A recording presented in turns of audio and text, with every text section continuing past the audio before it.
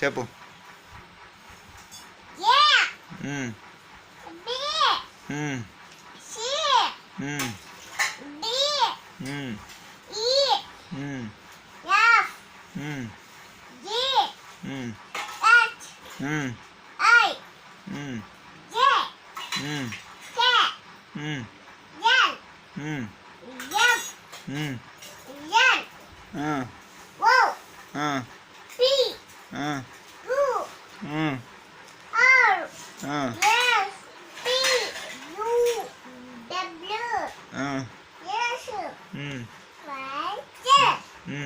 చెప్పలు కొట్టండి, చెప్పలు కొట్టండి అను, చెప్పలు కొట్టండి అని